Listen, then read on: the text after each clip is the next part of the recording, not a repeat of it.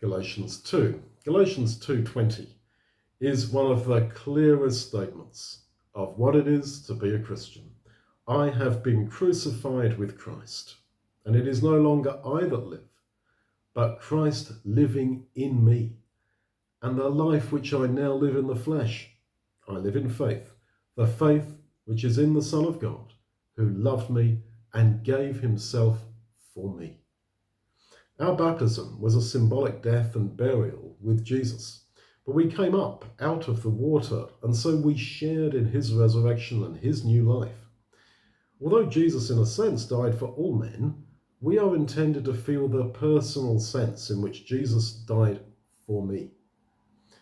Paul got to this point where he felt that the Son of God loved him personally and gave himself up for Paul personally. But Jesus did it for you, for me, for all who accept him. And so life can never be the same again once you realize that you are loved to this extreme extent. It's not as if Jesus asked us, would you like me to die for you? I would have replied, no, don't do that. I'm just not worth it. Just give me 70 years of reasonable health and average wealth living in a normal country. That'll be enough. Thank you. But instead, Jesus took the initiative and gave his life for me.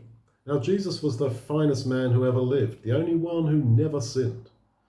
And he gave that life, his life, for me.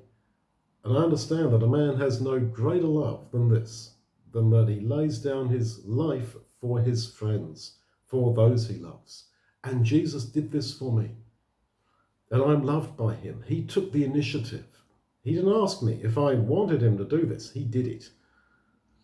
And when we hear the gospel, we become aware of this. And really, all we can do is to say yes. We can't shrug and walk away saying to the effect, okay, you died for me, so you say, but I don't care and I'm not interested. No, we have to say thank you. And the more we realize it, that this is really true, that this really happened, he really did this for me, on a day in April, on a Friday afternoon, on a hill, just outside Jerusalem, 2000 or whatever years ago, the more we realize it, the more we want to respond. Because we have to respond. We have to say yes, and then live lives of deep gratitude to him and spend the rest of our days growing in joyful and ever deeper appreciation of how deeply he loved me. And that is what it is to be a Christian.